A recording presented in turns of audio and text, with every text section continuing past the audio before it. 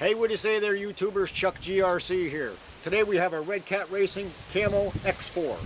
What we're going to do is give her a shakedown on 2-cell and 3-cell batteries and see if there's really an advantage to going to a 3-cell battery. By the end of the day, what we'll decide is whether or not this vehicle has earned a space in my garage or if it's going on Craigslist for sale.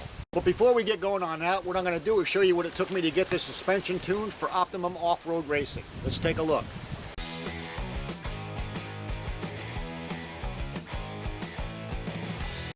So initially out of the box, what happens is they have the battery set up in the rear of the vehicle, okay? And this is because this vehicle here tends to be a little bit nose heavy when it does jumps. So what they did is they located the battery in the back, trying to offset that, okay? The problem with that is, as the vehicle comes up, there's extra momentum there. It still pushes the back end up. So if you look at the way this battery tray is mounted, there are two holes. Okay, these two holes mount the battery tray to the rear frame. Okay, the battery tray actually has 4 extra holes drilled in it, here and here, okay, underneath the straps. And there are locations to relocate the battery lower in the vehicle and more towards the center.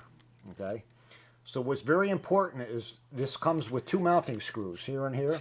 It's very important that you use the original factory hardware and you use them to attach the rear of the battery tray to the top of the gear cover, okay? So what happens is if you don't use these 2 screws from the factory, anything longer will actually go down and hit the spur gear and lock up your transmission. And then you'll have to find 2 screws for the front. Okay, these are self-tappers, but being this nylon type soft plastic, it's not real brittle. You could probably use, what I did is I just ran down regular 2M metric screws into there. They're actually machine screws, but they thread themselves right into the plastic, no problem. Okay, so what that does is it gets the center of the gravity down, gets the weight more towards the center of the vehicle. That's number one. The second thing this did is I noticed right off the bat there was a lot of flex in the frame right here. And this actually now acts as a truss going between the gear case and the front suspension. It reinforces, takes all the flex out of the chassis. Okay, so that's the second advantage to moving that battery tray forward. The next thing I noticed is this came with a ton of positive toe in and positive camber, which actually makes your tires angle out from the vehicle. Okay, and what that does is it will make it a little bit easier to steer, but it'll also give the vehicle more roll in the turns. Okay, so what I did is I put in a little bit of negative camber. Okay, and what that does is it puts your tires leaning towards the inside of the vehicle. Okay, and now if you imagine what that does for your handling, imagine playing baseball. You hit a base hit, right? You're going to run out, you're going to tag first base, you're going to round first base heading for second, you're going to round second base. Imagine trying to do that flat-footed, okay, without being able to plant the inside of your foot and push off to make that curve. Well, that's exactly what having the camber set straight on your vehicle does. Okay, so you don't want it neutral. Neutral would be like running flat-footed. You want it a little bit negative, which leans the tops of the tires in. So you're better off neutral than positive, but negative camber is the way to go. And you don't need much. You start out with 2 or 3 degrees tops, and you can work it from there. If anything, maybe you could start it at neutral and work your way negative, but definitely don't start out positive. There is one downside to negative camber. It does make it a little bit harder to steer. Okay, you'll have a little bit more understeer, so you'll have to fight the wheel a little bit to bring your vehicle through a turn. So that'll put a little bit of extra stress on your servo. But if you're only going 2 or 3 degrees on soft ground, I don't think it's going to be an issue. We're going to see this is set up with 3 degrees right now, and we'll adjust it from there on out. Another advantage you'll get from having negative camber is with your top of your wheels facing in, when you get into a hard turn, okay, your vehicle is going to try and push to the side, to the outside of a curve, okay, and that's going to roll on the sidewall. With the camber out, that's going to give you a greater contact patch on the ground. Instead of riding on the outside edge of your tire, it'll be riding on the full tread. So let's get the body back on her and get her outside and see what she does.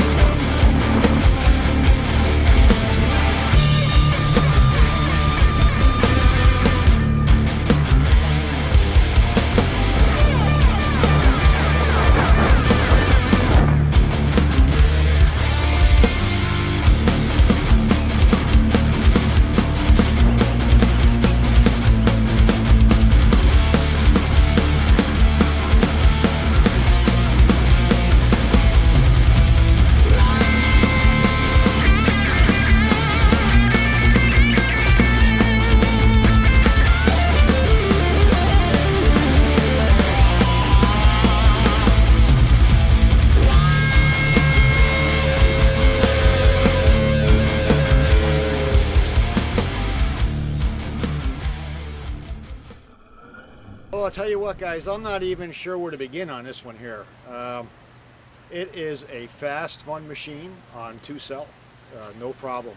Got a little bit of torque twist in the frame, but it's fast, responsive. I think what it really needs is a little bit more camber, a little bit more negative camber, so the top of the wheels are facing in towards the center of the truck. I think that'll help.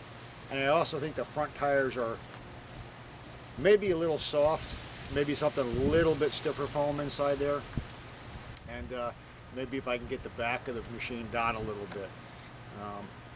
Part of the problem with it's inherent with this car is that when you put the body on, the sway bar, upper arms from the sway bar hit the body when you come down on the suspension.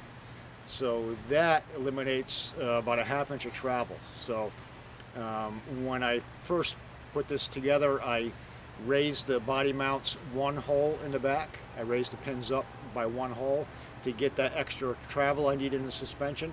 But it seems a little still high and tippy in the back. So I'm going to try and get that suspension level, get that ride level, and I think it'll do much better. But yeah, I think the camber, the biggest thing is the camber on the front end needs a little bit more, maybe 5 degrees camber, because there is some play. I mean, this is not a full-scale truck, it's RC. So there is a little bit of play in the wheels and in the axle bearings, that kind of thing. So that is my assessment on 2-cell. I think it's a great vehicle on 2-cell. I put the 3-cell in there, and I'll tell you what, it had so much torque twist. It just flip over every time. It spent more time upside down than it did on its wheels.